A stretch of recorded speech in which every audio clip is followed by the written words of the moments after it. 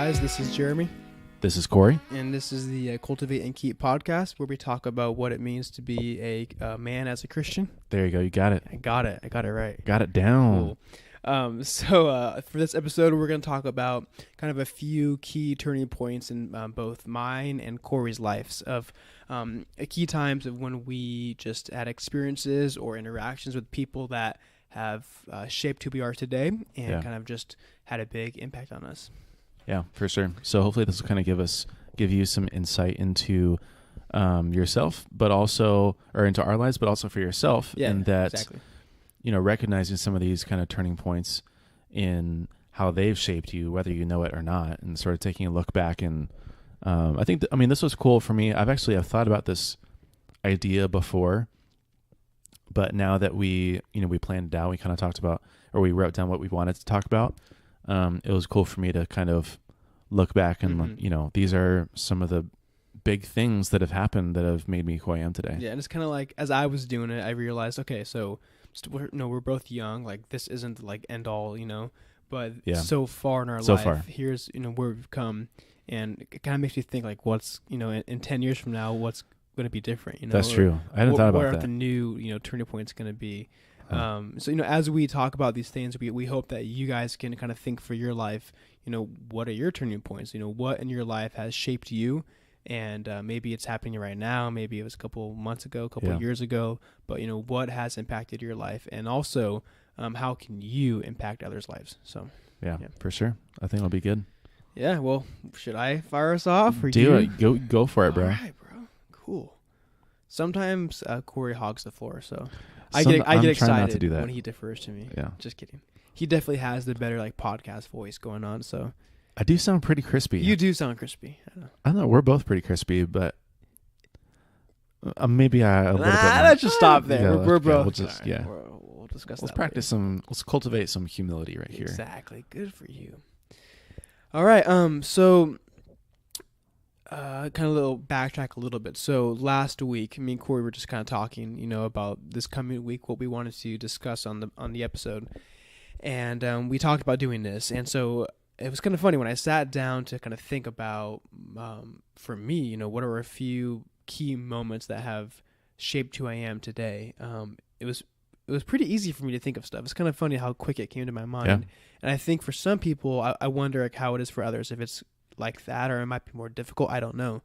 For me, there's a few key distinct things that I wrote down, and the first was and I've shared this before on another episode. Not really sure when that one's coming out, so I don't know. But I don't know either. I might be repetitive, but maybe not. So I'll share it. So when I was a senior in high school, I had this moment. I was near the end of my senior year. And I was on my way to like a church, like small group meetup thing for some high school students. And I was driving there, and I had this moment of the sun was like setting, and I was listening to worship music. The windows were down. You kind of got to feel out the setting, And as I was driving, I had this moment of kind of like thinking about my life and thinking about where I was as a 17-year-old. And I was thinking like, I kind of realized my life at that point was everything that I hoped it would be and more. And it was like this cool moment of just the Lord kind of assuring me like simply that, he fulfilled the desires of my heart at that season of my life. And he walked me through a season and just simply satisfied me. And I felt so fulfilled. And kind of the backstory to that was when I was starting high school, I felt compelled to give up a few of my hobbies and to kind of get involved in some ministry. And so I remember when I started high school, I had a plan. I had a vision of what I wanted my high school years to look like, and that involved, playing sports, and kind of just, going that whole route. And at the end of my freshman year, I felt called to get involved in ministry and to not pursue playing sports. And so, when you felt called to, can you explain that a little bit, just in like kind of the detail, like what does that actually mean? Yeah. So. It's a good question. So I would say that it was kind of like a tug, like a simple, like a stirring, I would say. I just felt like at the end of my freshman year, I remember like started freshman year, did the whole, played the sports, did it all. And then kind of, I think it was like, May, June, and the school year's ending. I remember Yeah. kind of thinking, like looking back at the year and thinking, okay, like 1 year down, three to go. Like, is this how I want the next 3 years to look? And at that point, I remember just kind of feeling like a tug in my heart and in my mind of like there was more, and that I can't really explain it, but I simply just felt a tug and a pull to get involved in the ministry. Pretty simple. That's kind of all I can really put to it. It's hard to give it words, but like a tug is what I would say. Kind of like a sense. Mm-hmm. And so that was my freshman year, right? And so anyway, I decided to not play sports anymore, and I got involved in ministry. And in another episode, I kind of explained that in detail. But at the time when I was a freshman, like I had no idea what was going to happen. It was simply, me saying, okay, here's what I want to do, but like Lord, I'm not going to do that. Like I'm going to do what I feel I'm called to, and let's see what happens. Fast forward 4 years, end of my senior year of high school, and it was like, dude, my life was just everything I wanted, and it was so much more than that. Like I can't explain the feeling that I had, but it was so rad just to feel so fulfilled. And so the reason why that's a big like mark in my life is because at that age, I realized, like, okay, going forward, this is how I'm going to live my life. If I feel called for something, I'm going to do it. If I feel the Lord is tugging in my heart, and you asked, like, how do you know that? And I think I'm still figuring that out. But when I feel that tug, when I feel called, whether it's clear or if it's ambiguous, like whatever it is, like if I know the Lord's behind it, I'm going to do it. And that was a huge marker for me. Yeah, that's cool. Well, when you think about so that moment, I mean, did that help you sort of discern the next moments and like the next times that the Lord called you to do something or tugged on your heart to kind of pursue some other area? Yeah, it was kind of funny I think it's my... Oh, 1 second. We've got a visitor. We got a visitor. Yeah. So we'll for sure edit that out. I don't know. I think we should keep it. Yeah, probably edit it out. We'll see. I'm just going to stick to my no editing mantra. Yeah, you're so dumb. All right. I have no idea where I was. Like, not even a little bit. I asked you about how if that moment helped you discern other and then moments I in was the about to future. like transition smoothly, then my dad walked in. Yeah. But after we edit this, it'll be nice and smooth. So, okay. So it's one of my later points I'll hit on in a little bit. But to answer your question, yes, like 100%. I think learning that from a young age really played a part. Yeah, that's cool. The first moment for me was when I gave my life to the Lord at Future Quest. And so a quick backstory on that. And again, you can listen to our testimonies episode where we talk further about, I think Jeremy's previous reference, and then this one I am too. But basically, long story short, I grew up as a Christian, great parents, good family, was homeschooled for a while, kind of nothing really wrong with my life in a lot of ways. I was very blessed. Around middle school, fell away from the Lord, decided I didn't want that life, and I wanted to live sort of in sin and explore what the world had for me. And then totally by God's grace and orchestration, I managed to make it to Foothills Christian High School, and that's where I met Jeremy, and then Jeremy invited me to a small group, and I got involved into Foothills Church. And every year, Foothills hosts an annual youth conference called Future Quest. And so I remember so a little context for this, I wasn't really a Christian. I didn't consider myself a believer. I definitely knew that I wasn't walking with the Lord at that point. And for the past 9 months, I had been sort of immersed in this Christian environment where I was going to a Christian school. Now the friends that I was kind of developing were all Christians. I was invited to small groups. I was going to church, events and church sort of functions. And I had my first really strong, tangible moment with, in God's presence, where I met with the Lord at a winter camp, which is a high school winter camp for that Foothills hosts. And that was the first time where basically I just cried out to God, like, I want this, and I need you to teach me. I need you to show me how to be a Christian. I need you to call me to you. And so I had this really cool experience of the Lord, where I felt His presence and I knew that He was calling me, but I still hadn't made any sort of commitment. And so now this is like 5 or 6 months later, going into my sophomore year of high school, where I was at this youth conference and I was with a lot of friends that I've been learning a lot, and I really felt the Lord tugging about on my heart. I had been reading the Bible a lot. I've been reading other books.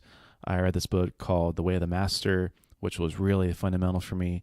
And so it all kind of culminated into this one moment where, again, it was Bill Wilson was one of the guest speakers. He is a pastor and founder of Metro Ministries in New York, huge children's ministry. And if you know Bill Wilson, you should look him up. Or I'm sorry, if you don't know, you should look him up. If you know him, you know that he's a very sort of loud, crazy character. Like, he's just kind of surreal. He's sort of like otherworldly.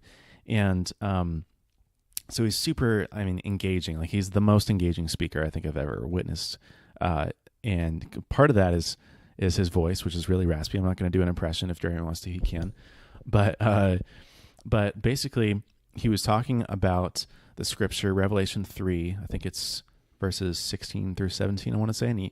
And it's about the Lord talking to the church. And he says, because you are neither hot nor cold, you are lukewarm, I will spit you out of my mouth. Mm-hmm.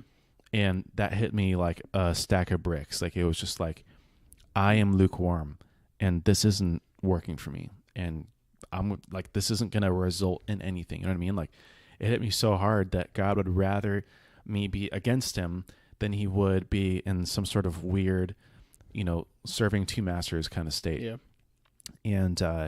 And so like that, during the message was just like, oh my gosh, this is me. This is for me. God is calling me. Like, this is the moment. And so I knew I had to make a decision. Either I'm going to walk away from this. Like, I knew that I didn't want to be lukewarm anymore, essentially was what it was. I knew that I either needed to make a decision to be against God or be for him. And so when Bill Wilson gave the altar call to come forward and give your life to Christ and to be hot and to be, on fire for God, so to speak, I ran up, and with like 1,000 other kids, I went down on my knees and I just started bawling my eyes out. And I gave my life to the Lord and asked him, to forgive me. And I repented and devoted my life to him and started that relationship with Christ. And so, that's a very huge pivotal moment for any person who has come to know the Lord essentially for the first time. Yeah. If you didn't grow up in it and really cultivate that relationship at a young age. And overnight it was pretty much not like a 180 change. Like, it wasn't like I was a drug dealer and had tats on my body for the people that I had murdered, but it was like my heart completely changed, and I've literally felt a burden lifted off of me, and I knew that I was a new person. And Bill Wilson talks about, therefore you are a new creation, the old is past, the new has come. And that really resonated with me. I knew that was real for me. And so many things changed. Like, a part of that, we had just kind of recorded the episode on to cultivate and keep, like the definitions of it. And Jeremy referenced how I was sort of a different person in high school. And a lot of this has just been the Lord working on me and my identity and forming me into the person that he wants me to be. And so I went very gradually and slowly from this really shy, reserved, insecure kid into a more outgoing kind of, and I would still, I'm still an introvert, but I'm definitely more outgoing, definitely more active. I have confidence, and the Lord is basically making me who he wants me to be. So overnight, I was doing crazy things like, really pursuing friendships, like with you, for example. It was like, I'm not going to be in this weird spot where, like, I don't know if we're friends, we're not friends. And like, I really want to go and invest in all these guys at small group. I did a crazy thing, like started leading worship for our group, which was super scary because I'd never sung before. I even knew that I could sing. And I had sort of just gotten back into playing guitar again. And that was really scary. And then getting involved in ministry. And it was sort of all these, like, just changes in my life of, like, the old Corey wouldn't have done this. the new one is, and that's just a testament for who God was making me to be. And it's funny, like, so I grew up with Corey like through all this. Well, I met him when he was a freshman, so I met him like right when kind of change was kind of starting to happen. Yeah. But I had no idea that all this was going on like underneath the surface. Right. You know, I didn't Isn't that know crazy? he was like some like bad kid supposedly, or like that he like was insecure, like scared and didn't want to like make friends. Like I didn't know any of that, you Yeah. know. I thought he'd been playing guitar for a long time, like that kind of stuff. So it's I've been funny. playing for like 9 months probably. Yeah. It's funny how we can like mask that and we just don't know. Like I Right. had no idea. You just never know. But again, that's just a testament to what God was doing. So that was a big moment for me. That's cool.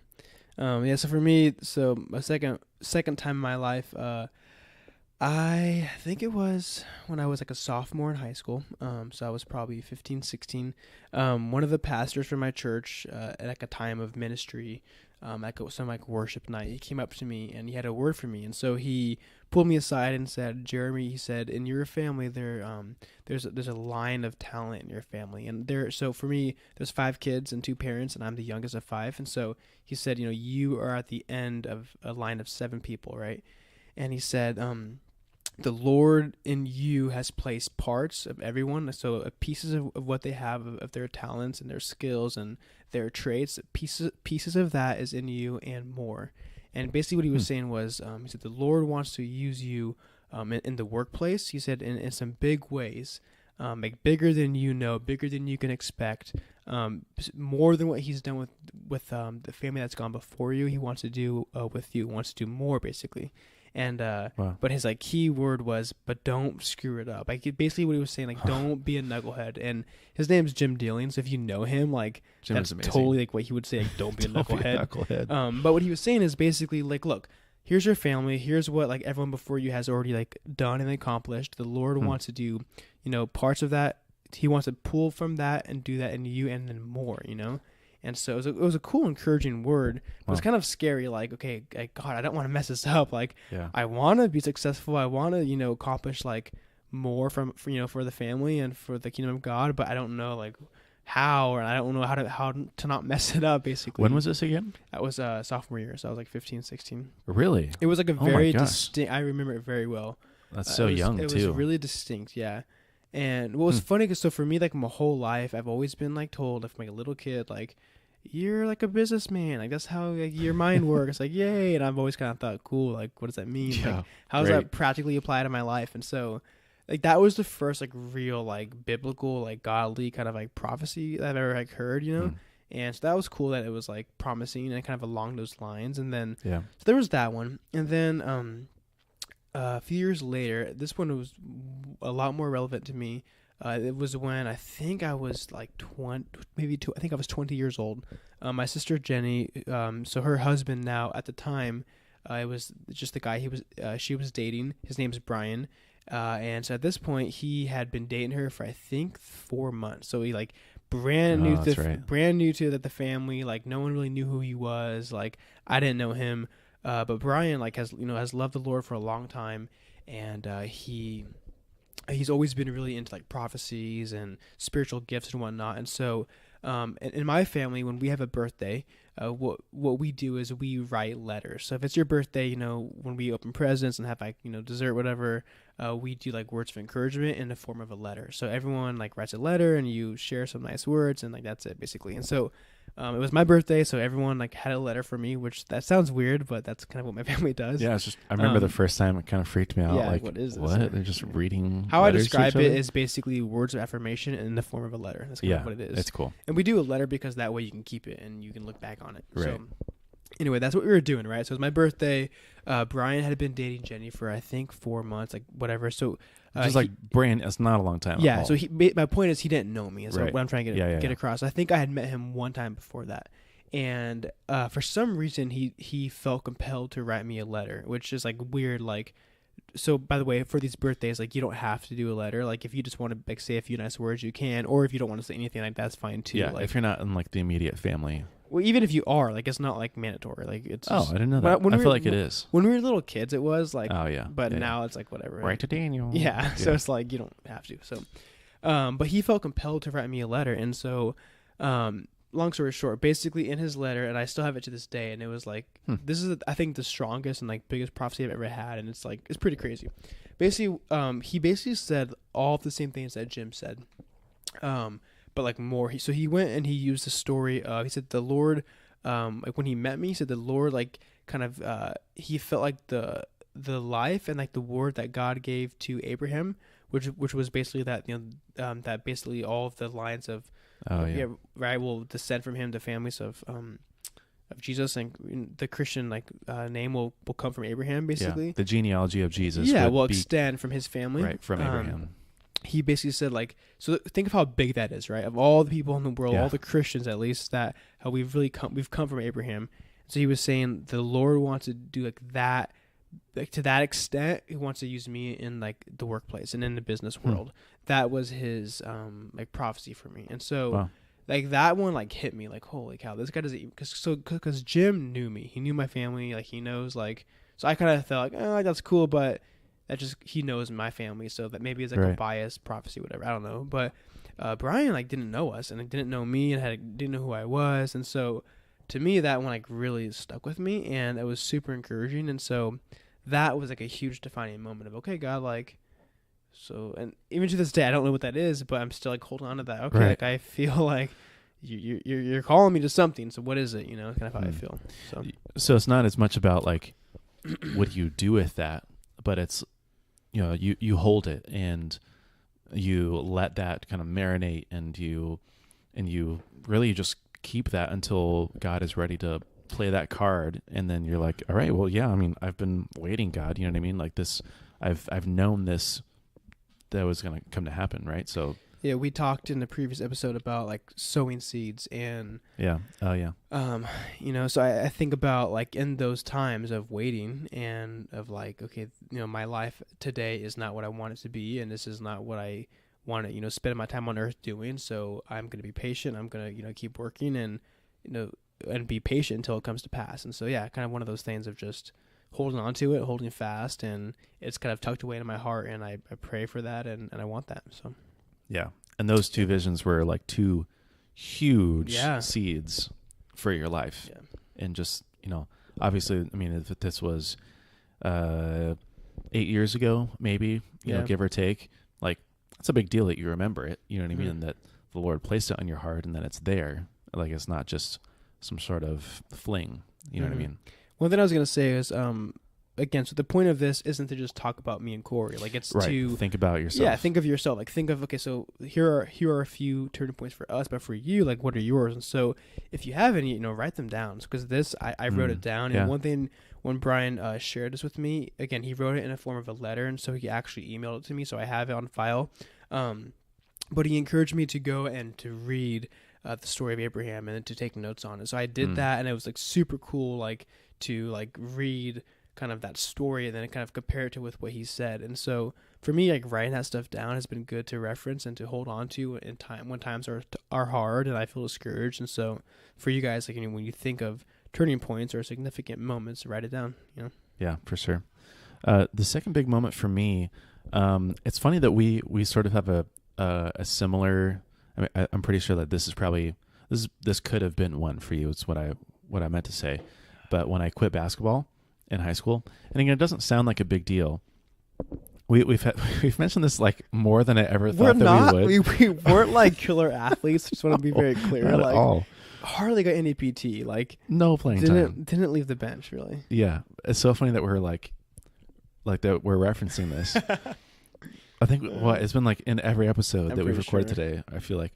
But when I quit basketball, it was a big deal because, again, to reference, I wasn't good. Neither was Jeremy. We really there was no hope for us in the beginning. I mean, just we're not born with the genes or talent. Yeah, it was really just for fun. We were ambitious kids, but it was a big deal for me because, I played sports sort of in middle school, not very much. And then I went into high school, like, I want to play sports. Like, I want to be, like, I really went, I started going to Foothills, pursuing the high school experience, even though, like, that really wasn't the best place to get, like, your traditional worldly high school experience. And that was before I was a Christian and before I gave my life to the Lord. And And so when I went to go play basketball, it was something that like I held it, like this was something that I had to do. It was a part of me that like if I didn't do this, I wasn't gonna be happy or feel fulfilled or feel cool or feel like I had any place in life basically. And and so then I sort of had this turning point where turning point. I had this point in my life where it was after the season, and it was sort of a miserable season because I was playing JV and varsity. So I would practice varsity, and then I would practice JV, and then we would go to all the games. We'd play the JV games, and then we would get like the 2 minutes at the end to play varsity. But I mean, if I think about it, when we were freshmen and we were playing with guys who went on to play and start in college, who were really good and really talented. And this was no like walk in the park kind of practice. We had Brad Leaf, who was, Israeli basketball Michael league. Jordan, yeah, Michael Jordan, basically the equivalent. And so they were good, hard, long practices. And basically, I came to this point where like it was just a miserable season, and I didn't quit, and I knew that I was not going to quit, but I knew that like this is not for me. And so I felt like when I quit basketball and I like finally mustered up the courage to tell Brad, hey, I'm not going to play next season. It was two parts. One, I wanted to pursue ministry and getting involved in ministry, which I never thought that I was going to do. I had no plans of doing that. But also I feel like it was sort of like the last piece of the puzzle of me giving up my old self. And I had got saved like shortly after that, but the Lord was doing this work on me of like, give up everything that you were and that you were holding on to and who the devil was saying that you were. And I thought that I had to be like this sports guy, and largely kind of, and it's tied back in a silly way back to my dad, who was a high school football quarterback star, and two of my siblings were both, high school athletes and All-American and were really talented. And we kind of like grew up as like a sports family a little bit almost. And I felt like I had to be that too. And so me giving up basketball was just sort of saying like, I'm not going to hold on any longer to my idea of who I am and my identity. Now I'm going to finally take on God's identity for me. And I'm going to go fully invest in, what God has for me. And I'm going to do ministry and do worship, which is like, okay, this is sort of weird, but like, it was just a turning point in the way that I thought about my life, where that was a big milestone of me giving up something that I wanted and then starting something that God had for me. That's good.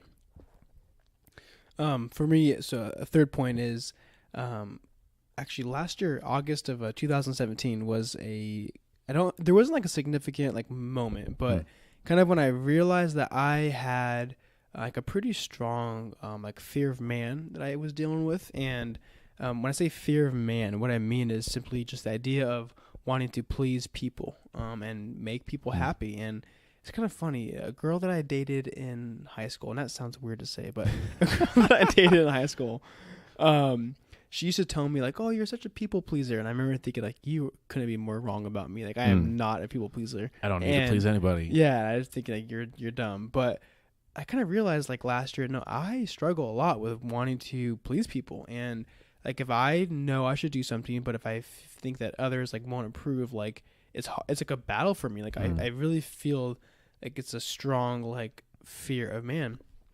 Specifically with I would say like with any type of like boss like figure in my life, and like my dad, like those type of like figures, like high up people, I feel like I really want to please. Yeah. Disapproval from authority, basically. Yeah, and so I always thought, kind of growing up, like this is good. It's good that I respect these people, and it is. But I've kind of realized like when it becomes a point to where it's like a fear and it like drives my actions, and that's when it's an issue. And so last year in August is kind of when I identified that and realized, oh wow, this is like a problem in my life. And so I think that I experienced like a lot of breakthrough in that, but it's definitely still like a struggle. It's still something that kind of comes up in my life that I have to like when it comes up, like recognize it and then like push it away and don't let that drive me.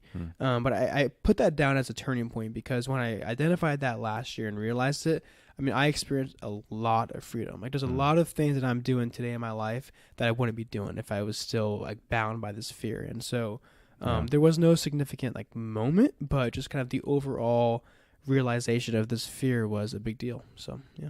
Yeah. Yeah. That's cool.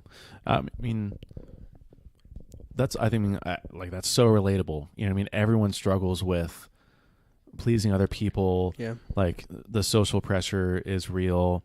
The family pressure is real. The societal and cultural pressure is real. And so that's cool. I'm really glad.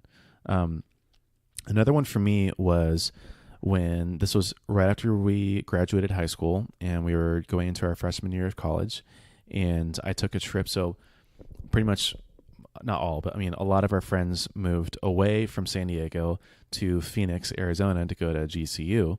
And so we made a trip out of it. And me and a friend, Jeremy Joyner, we just took a car out and went to go visit our friends. And so, the ride from San Diego to Phoenix is like 4 hours if you go like 80 or 90 the whole way. You're crazy. It's like 5.5. Yeah, it's like 5.5 or 6 hours. It should be 5.5. It should be. Yeah. We actually made it once in like 3.5 hours. Yeah, I did it like 3:45. It was great. Yeah, I don't recommend it. But this is right after high school. If you think about your senior year of high school, or anyone who's in senior year of high school, the question is, what are you going to do? What's your plans? What do you want to be? And it's sort of like and it's such a huge question to be asking, but also to be trying to answer when you're a senior in high school, when you're 16, 17, 18 years old.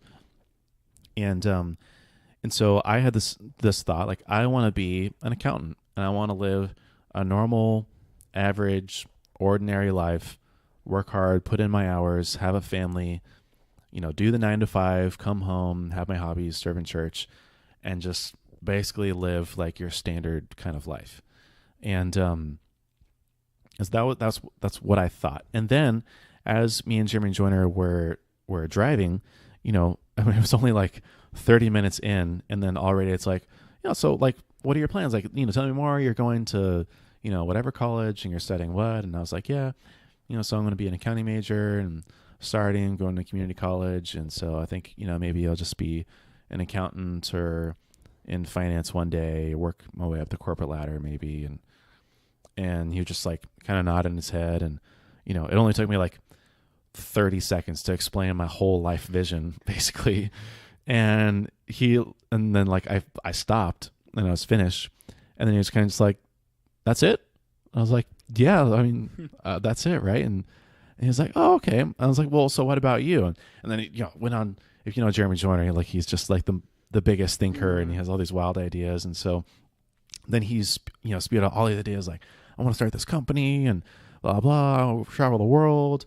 I'll do this, do that, meet this person, meet that person, this hobby, that hobby.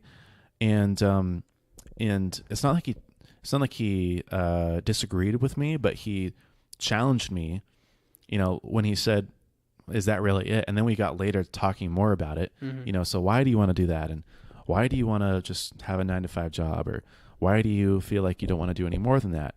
And maybe for the first time, really, it made me kind of rethink the conventional life path that I had for myself. But I think it also was, it was really a blessing in disguise, because it got me to think more about God's plan for me and not just my own conventional plan for myself. And so after that, that was a turning point for me in just that whole conversation, because right after that, then I started to have a more of a curiosity for like business and for entrepreneurship, but also just thinking about my life differently in general, not thinking about things in terms of like point A to point B, work 40 years, retire, live fat and happily until you die, but more of like God, what do you have for me? Like, let's take as many, left and right turns as possible. Let's see what, you have for me. And I'm not just going to kind of rely on myself for this vision, but I'm going to allow you to give me the vision for my life.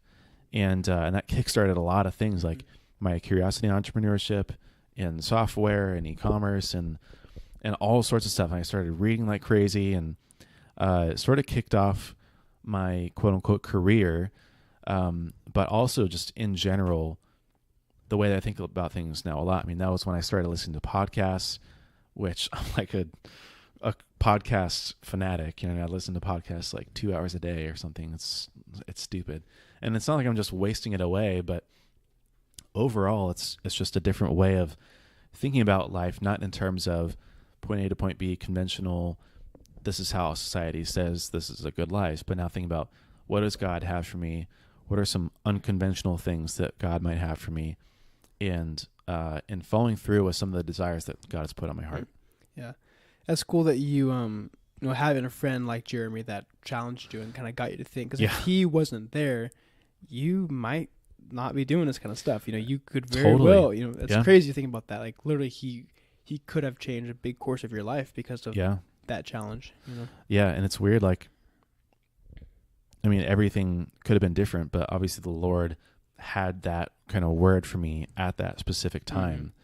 And yeah, it just changed a lot. So it's cool. Let's see here. So another one for me was actually really recent. I wrote this down, but leaving the family business and starting my own business. So that like that just happened within like the last like 5 weeks, and so it's brand new. But like that is I haven't seen like the fruit yet, you know, but it's like a huge turning point. So like, not only like leaving a career and like a job that I've done, but like the family business and then starting like a new company. So I don't have a whole lot to say because I'm like in the thick of it, but well, explain sort of the family business and what you did. I know we've talked about it in other episodes, so it's kind of right. But I'll go through it again. Yeah. So so my family, my dad owns a landscaping company, and he started it on his own with him and my mom. And 35 years later, like he has a pretty good sized company. That's how long it was. Yeah, it's been about 35 years. Yeah, that is crazy. And so I mean, how he started it was pretty interesting. So he worked for the water district, and on the weekends he would do like side jobs for landscaping. And he kind of realized, hey, you know, in one day on a Saturday, I make more money than I do all week long on my other job. And so he kind of thought, like, why don't I start a business? And like before that, he knew growing up that he always wanted to have his own company. And so that's how that business started. And you fast forward 35 years, it's a pretty good sized company. We have about 120 employees right now. So it's a good small business. And so I, you know, my whole life thought, like I say, when I was growing up, I was always told that I was going to be like a business person. That's kind of like what my parents told me, what people around me, like that was kind of like ingrained in me. And so I thought, okay, like, you know, I'm going to go to high school, you know, graduate obviously, and then I'm going to go to college online, and then I'm going to start working for the business day one and work my way up and go to school at the same time, get my degree, and then just climb the ladder with the company. And so I that was my plan. And I did it for about 5.5, almost 6 years, like working full time after high school, and all the way up until the last couple months. And I just kind of realized, you know, like this is not what I want to do. Like it's just hard. Yeah, it was hard. I mean, well, it's funny. So I don't care for landscaping. Like that's the first thing I should say. Like I don't care for that. And I think that when you like business is about the people, it's not really about like what you're selling or what you're doing. It doesn't matter. Like you have to support and be behind it to some extent, but at the same time, it's really more about like the people interaction and the actual like day-to-day work rather than, you know, the actual, you know, it's more about the lifestyle. So but I think at the end of the day, I realized like, no, like I have like an entrepreneurial drive in me and not necessarily like a business drive. There's a difference. And so I think once I realized that, I was kind of like, okay, like I'm ready to do this. And so yeah, that's kind of the background. And then I had my last day at the company a few weeks ago, and now I have my own business, and that's kind of that. And so it's crazy. Like I'm in the thick of it. And so I don't have like, I can't really tell you how it's impacted my life yet. Right. Maybe in a few months or a year or two. But what I can say is like so we talked earlier about those times of waiting, those times of when like, man, this sucks. Like doing like when life is not what you want it to be, and you're in the thick of doing something that you just don't want to do. Yeah. Like I've done it for a long time. Like I would say the last 3 years, I really did not enjoy working, for the family business, but I stuck it out and I did it. And it was a long time of like working hard and not really sure why I was doing it. And so now, like doing what like I love, like just owning my own business and like being able to do that is so rad. Like I'm so thankful. Like I kind of funny. Like I've shared that I had that moment in my senior year of high school of kind of thinking like, wow, like my life is what I want. You know, I just had that a couple of days ago. Like, you know, like my this life, is it. I'm doing it. And so I just feel satisfied. I feel excited. I feel thankful. And I just feel like I, at least right now, I'm doing what I was made to do. And I don't think that I'll do this forever. I don't think it's like the end all. But at least, you know, for this season of life, this is what I'm committed to doing. And so I feel excited. And I feel like I'm finally like walking in what I should be doing. Also wanted to add, I'm glad it came in this order. Like I think that, you know, obviously it would be great if I could have been doing this, you know, 4 years ago, and if I could have skipped the last 4 years of doing something that I did not want to do. But I think that I learned a lot the last 4 or 5 years, and not only did I learn, but I think the process is important, and I think that if I would have skipped that and gotten what I wanted right away, it would have been like a disservice to me. And so I'm glad that it took the time that it took, and that I'm here now. So it reminds me of something I think it was Seth Godin talking about, but he talks about sunken cost bias, which sounds like, oh God, I just checked out. What the heck does that mean? But basically talks about like if you've invested yourself in something and then you realize that it's not what you wanted, usually people stay because they've already invested that much. And so a sunk cost is like a cost that you just can't recuperate. So that's like super real, like those thoughts. So you feel like, oh my gosh, I just spent 6 years at this company and now I'm not going to get the position that I wanted. This was all a waste of time. But in reality, there's no such thing as a sunken cost, because there's always lessons learned, and there's growth through that, and there's experience, and there's skills that you gain. And then there's opportunities like this where maybe sometimes that sunk cost is just you developing until the right moment and the right opportunity, where then you can step out and do something differently.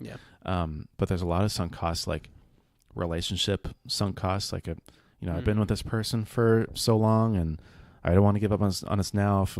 If we wait any longer, we'll be too old to have kids, or sunk costs with careers, like you just mentioned, or sunk costs with all sorts of things, even with costs. I've bought all this furniture. If I sell it, I only get a fraction of the cost. If the furniture is bogging you down and you're stuck buying stuff all the time, then get rid of it. Like there's no such thing as a sunk cost. But so I mentioned that. One of my other moments, I'm gonna kind of lump both of these together, and actually, I'd be curious to hear your thoughts for Connie as well. But I want to talk about my moments with Monique. The first one being when we first talked. So we met in high school.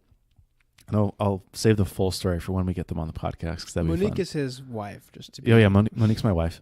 Hey Monique, babe, love you. Shout out to the realist. She's gonna hate that I said that. We met in high school, right after I got saved, actually, going into sophomore year of high school, and we were at Day at the Bay, which is like a little church outing at the Bay, and basically, so we met. We knew each other in high school. Never talked. We're never friends. She thought I hated her. I just kind of didn't really want to be friends with her or kind of invest in it, because she was in and out of church and going through a lot of stuff. And then her and her best friend, Gabby, and then me and you all started hanging out after all of our friends left for GCU. And we all started on the same home group. And we started hanging out, and we were around each other. We didn't really talk very much. And then there was one night where we were all hanging out at Gabby's house. And you and Gabby were talking, and we're just around a bonfire and just all hanging out. Was Alex and I there? He might have been. I think Alex and I think so. It was, maybe it was you guys were talking. I don't know. And so I'm on one side of the bonfire, and Monique's on the opposite end of the bonfire. And so basically everyone's talking to each other except for us. We're not talking to anyone. So I just thought I was like, you know what? I'm going to talk to Monique. We've never been friends and never talked to each other. I have no idea what we have in common, but I'm just going to talk to her. When was this? High school? No, this was right after college. Right when college started. Sorry. Right after high school. Okay, yeah. Going into our sophomore year of college. And you still hadn't talked to her at that point? No, not at all. Oh, I didn't know that. I mean, we had been around each other, we even did homeless ministry together, but we never talked to each other. Interesting. Just for like a few months here and there. Never had like a real actual conversation. Maybe it was like a, hey, what's up? Or like, how's it going? But never anything real. And then, so I'm sitting across from the bonfire and it's like, I'm just going to go talk to her. So I pull my chair around next to her. I'm like, hey, how's it going? Like, Smooth. what's up? Yeah, it's good. Yeah, that was my line. I don't know what I said. But hey, basically, how's it going? Hey, what's up, girl? How you doing? But, just started talking, have a conversation, realized we had a lot in common, and that kicked off our friendship. And that was really the catalyst, the moment that got us started in our friendship and eventually dating and then eventually getting married. Mm-hmm. But that was like, I think about that all the time. Like, what if I didn't pull my chair around? Mm-hmm. You know what I mean? Like, I feel like the Lord had us together and eventually we would have gotten talking at some point. Mm-hmm. But still, it's pretty crazy to think like that one moment was pretty big for us, and that I decided to pull my chair around and we started talking, and then we became friends, and then that started everything, and now we're married. So, That's cool. And then the sort of the second moment to that was when we actually got married, and when she was walking down the aisle and you were next to me watching me bawl my eyes out like a little girl, like literally weeping, making terrible noises. And that was so crazy to me because it was just the first time, the first time obviously I was getting married, but it was like this super new moment and realization of like, whoa, I'm getting married right now. And the thought that kept going through my head was, I'm making a covenant before the Lord. And I don't know why, I thought of that, because it's really specific, and the Lord must have put that on my heart. But the thought was, I'm making a covenant with the Lord, mm-hmm. and this is my wife. Mm-hmm. And it was just so mind-blowing and so crazy to me. And it was that moment where, a realization of, and a really, really, really real realization of, I'm going to be a husband. I'm going to be a provider. I'm going to be a father one day. Like, I need to step up this whole manhood thing. Mm-hmm.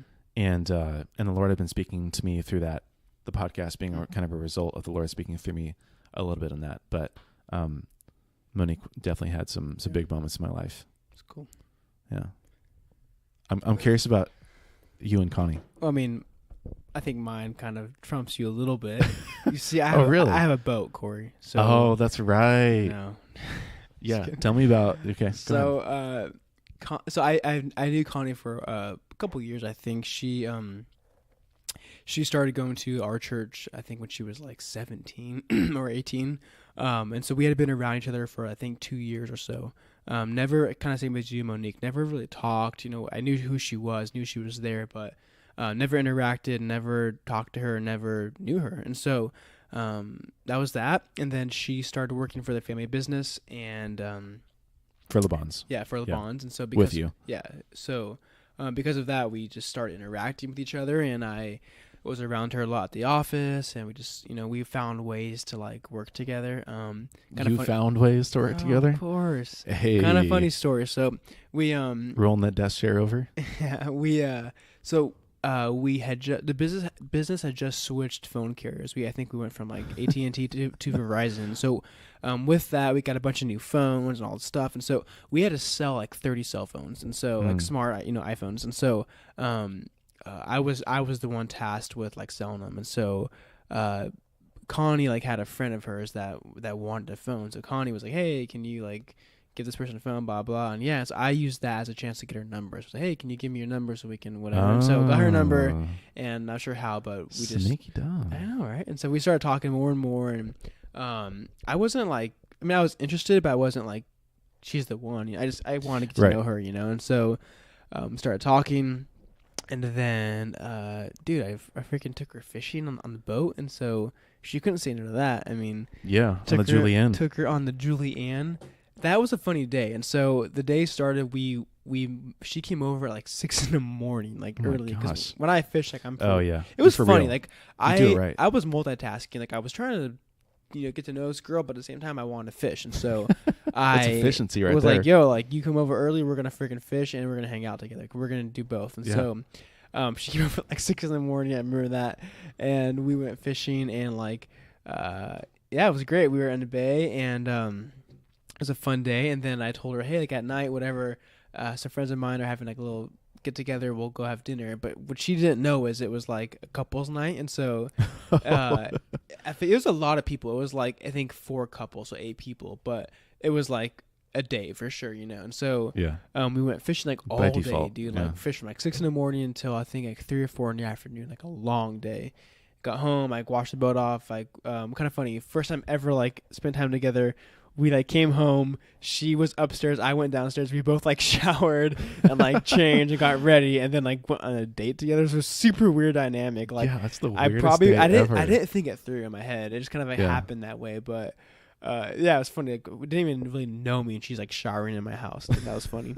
And then that was cool. And so anyway, when we went fishing, we were with some friends all day, so we weren't alone. So it was cool. Like in the afternoon, getting home, like getting refreshed, whatever. And then like from then on, it was like a date. So like 4 o'clock, 5 o'clock on, took her in my car, and we went to the house, and we had like a dinner and played like board games, whatever, and came home, and we talked that night in my driveway for a couple hours, and then said goodnight, and that was that. And so anyway, that was kind of how it all started, and it was funny. But yeah, That's cool. and then bada bing, bada boom. Now we're engaged. Bada bing, bada boom. That's how the engagement went down. Yeah, dude. That's cool. Probably should have. I did these in like kind of chronological order, but again, I'm gonna kind of end my points with a downer. I saw this. God, I know, just the steep decline. Maybe you can bring us back up with one more point if you can pull one out. But the last moment for me, the last turning point was when. So this was. Let me think. This was my my junior year of college. It was. I'd spent a week on a mission trip with Foothills going down to Mexico, Ensenada, Mexico. We were serving at an orphanage, kind of your classic mission trip, and it was really good. And so I didn't like have any cell service or anything. When we were driving back, we're crossing the border and we're getting back, and we probably got back to the church at like 5. And then I went back to Monique's house, and then I turned my phone on again, and I saw that I had like 15 texts from my mom and a couple calls, and it was all like, hey, call me when you get a chance, call me. So I was like, okay, this is really weird. We've never had any sort of like emergency before. Like it was sort of a first time, you know what I mean? So I was like, this is really bizarre. So then I call her. I'm like, hey, what's up? How's it going? She's like, good. Everything's okay. And I was like, oh boy, it's like something is wrong. As soon as someone says like, it's okay, then something's bad has happened. And so she's like, it's okay. Your dad's doing fine now. But this morning he had a stroke, and the doctors are still, diagnosing and sort of figuring it out. But right now, the right side of his body is paralyzed, and he can still, talk and speak, and he's still a normal person for all intents and purposes. But the right side of his body is essentially paralyzed. So it was like a big shock, obviously, you know what I mean? Like I had no idea, you don't expect that to happen. So to hear that was just a huge kind of moment. And sort of why it's a turning point for me is that before that, a lot of, basically when I started to fall away from the Lord in middle school, I started like kind of like deteriorating my relationship with my dad, and like didn't care to kind of talk with him or be around him, or I was just kind of like a brat in a lot of ways to him for some reason. I don't really know why. Like, I think it's just sort of like a natural rebellion when you're kind of living in sin, is you just rebel against this kind of spiritual authorities or the authorities that in your life. And he was the authority in my life as my dad, obviously. And that sort of carried over into high school, even after I got saved, where I was like just not good to him, and it was not like I was just a brat, was very defiant, like didn't hardly speak to him at all.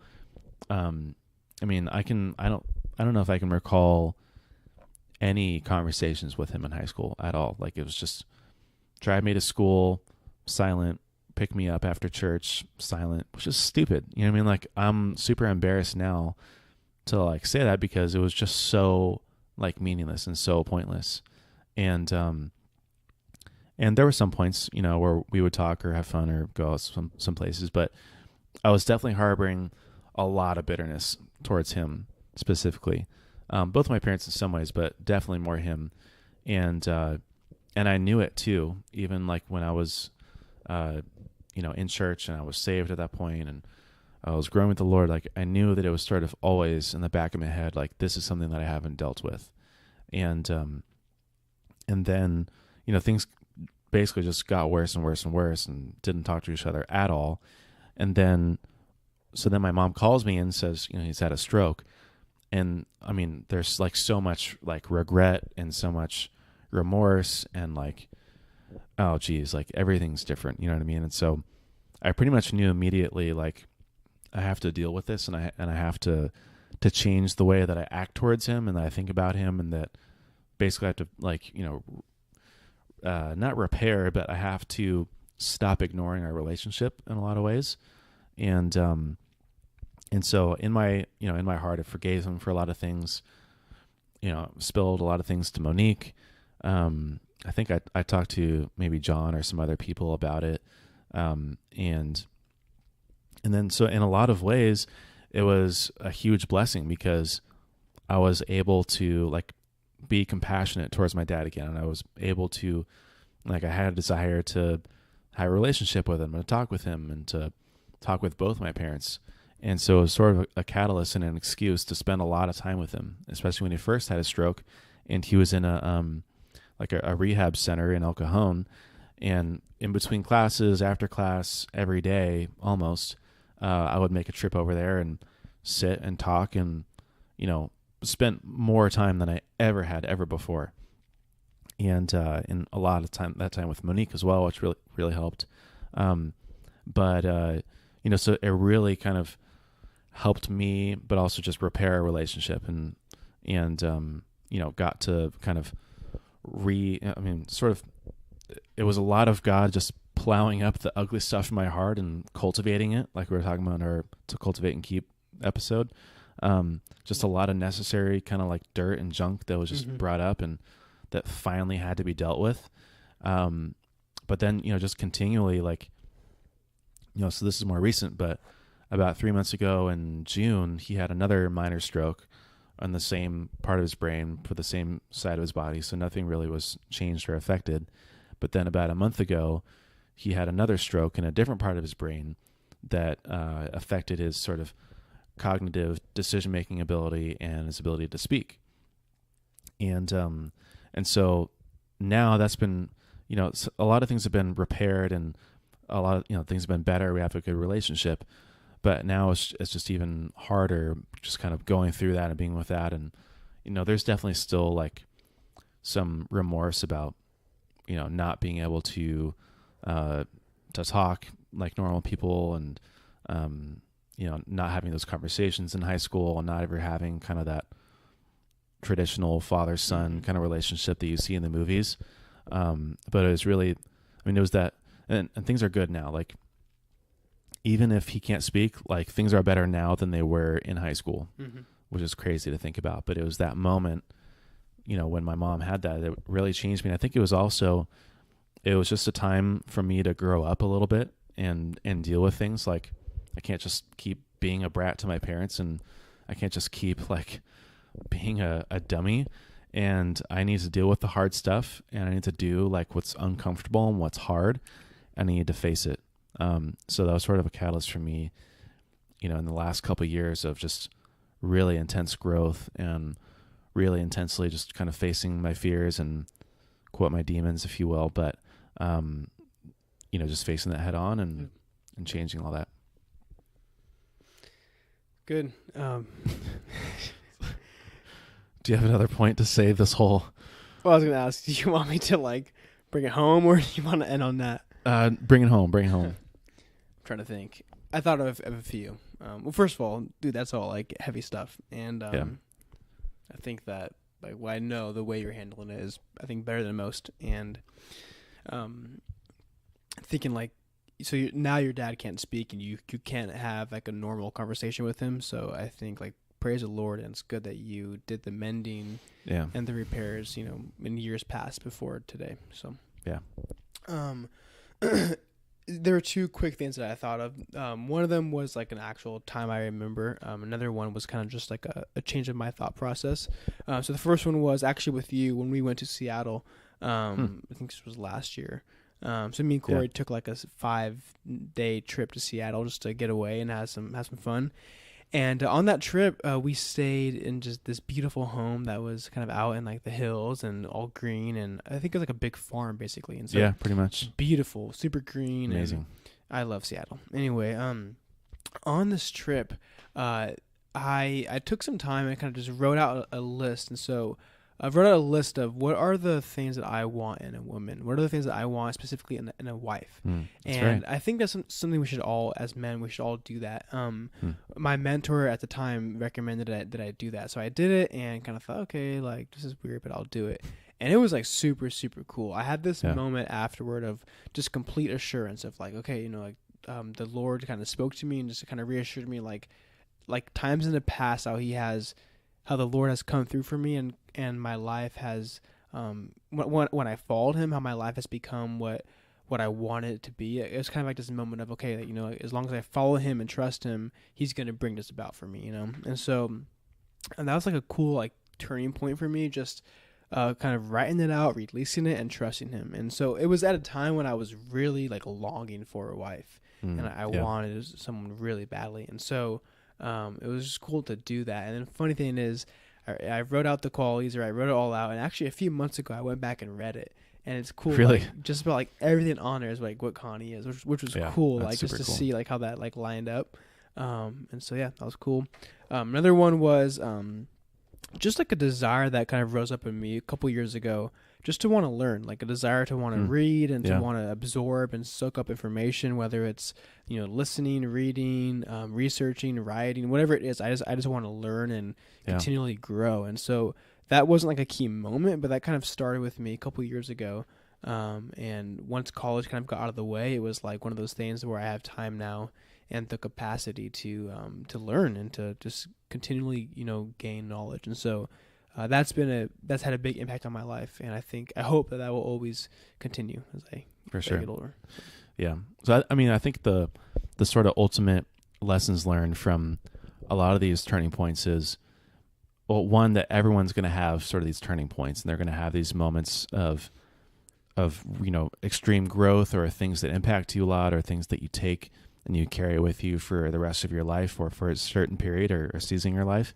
But I think it's really important, like, recognize that those things are turning points, and then, seek the Lord for how he's going to use those points for you, and seek the Lord for, what he wants to do in those seasons, and for the things that he's going to help you to grow and develop in.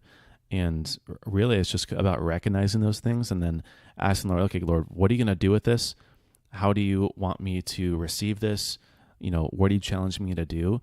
And then taking that with you as sort of a victory, if you will, of I have this now. The Lord's got me. Now I'm just going to keep pushing forward and keep going. So, well, cool. Cool. Over and out. No, not over and out. Not yet, but can we start that process? Yes, we can start that process. Is what I'm saying. Yeah. Go for it. Okay. Well, hope you guys enjoy. Sorry, I'm a little sick, so okay. Anyway, when I don't talk for like a minute, my throat like closes up. Mm-hmm. So just keep talking. Not a problem. I like to talk. So. Yeah.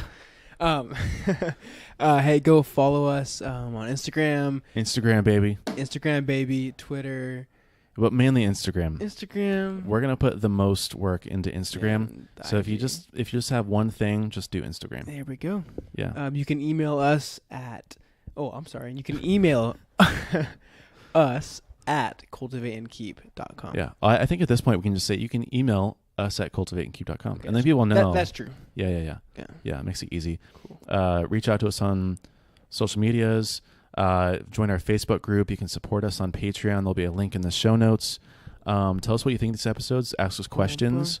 No, you can't do the outro music. You have to wait. because we can't hear it, but That's true. then our listeners get to hear it Now. right Boom. now. Fire. There it is. Peace. Listen to it. Enjoy. Deuces.